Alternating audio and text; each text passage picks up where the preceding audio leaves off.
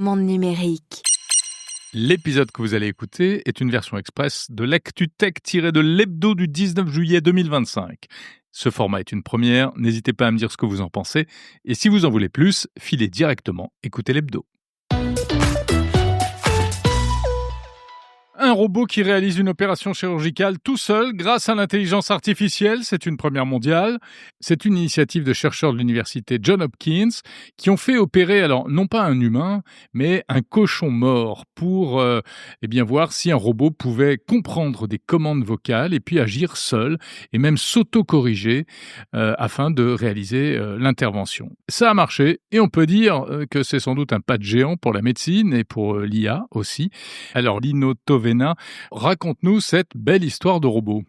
Le robot en question s'appelle SRT-H. Il a réalisé une ablation complète de la vésicule biliaire sans qu'aucune main humaine ne tienne un scalpel. C'est plus qu'un simple bras articulé qui se contenterait de suivre un scénario préétabli.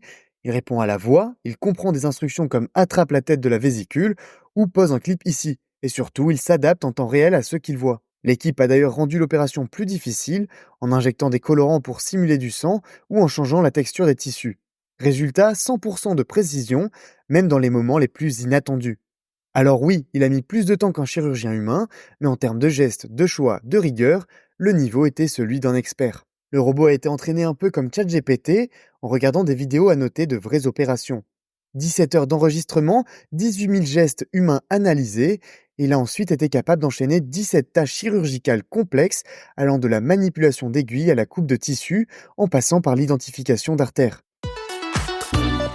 Des nouveautés en IA, justement, avec OpenAI qui a lancé ce jeudi son premier agent IA, ChatGPT Agent.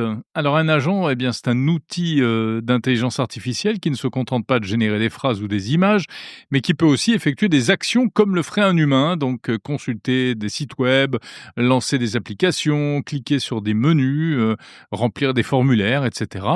ChatGPT Agent peut donc potentiellement faire plein de choses intéressantes, comme par exemple réserver un voyage à votre place, prendre un rendez-vous sur Doctolib ou passer une commande sur un site de e-commerce.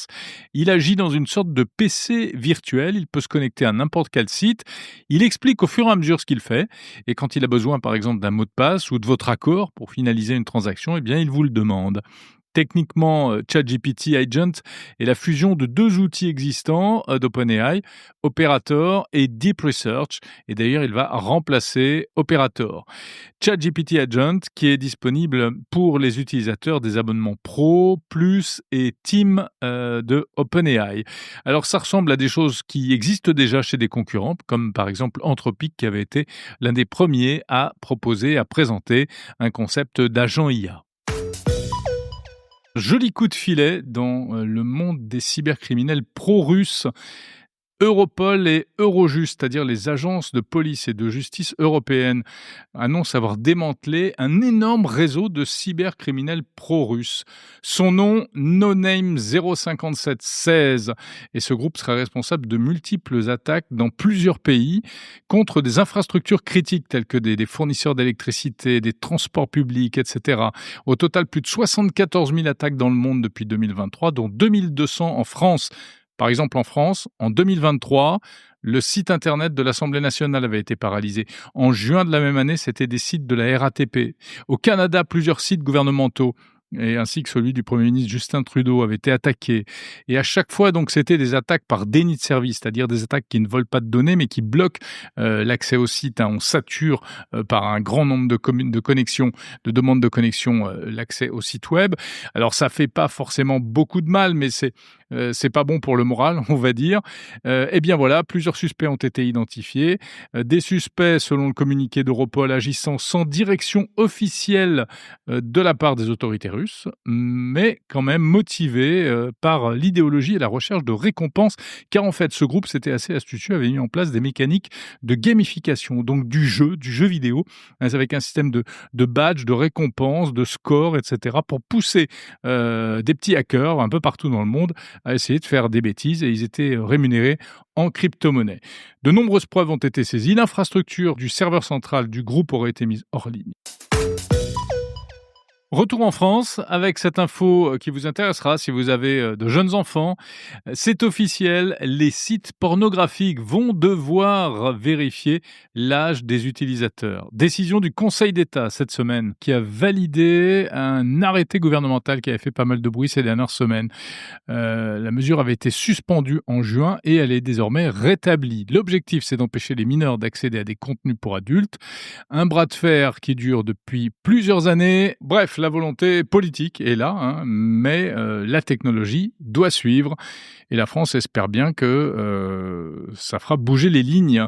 En attendant, donc concrètement, les sites X n'ont plus vraiment le choix. Ils vont devoir filtrer ou bien ils se retrouveront bloqués. Du côté des réseaux sociaux, justement, on sait que les pouvoirs publics français se battent également pour limiter les effets pervers des réseaux sociaux sur les mineurs. Eh bien, bingo, cette semaine, ça a marché. En tout cas, le gouvernement a marqué les points puisque le 14 juillet, la Commission européenne a dit qu'elle était d'accord pour que chaque État membre puisse fixer, chacun dans son coin, un âge minimum. C'est-à-dire qu'en fait, la Commission a publié les lignes directrices qui vont permettre à chaque État de faire ça. C'est ce que réclamait la France, qui ne pouvait pas toute seule dans son coin, pour des raisons réglementaires, faire exactement ce qu'elle voulait. Donc, elle va pouvoir déterminer. En France, ce sera 15 ans, l'âge minimum, 15 ans, pour avoir le droit de créer un compte sur un réseau social. Et là encore, il va falloir un système de contrôle qui sera probablement également celui qu'on vient d'évoquer pour les sites pornographiques. Peut-être un iPhone pliant. Depuis le temps qu'on en parle de cette histoire d'iPhone pliant, eh bien écoutez, si c'est un sujet qui vous intéresse, réjouissez-vous. Il pourrait voir le jour en 2026, fin 2026, d'après les rumeurs.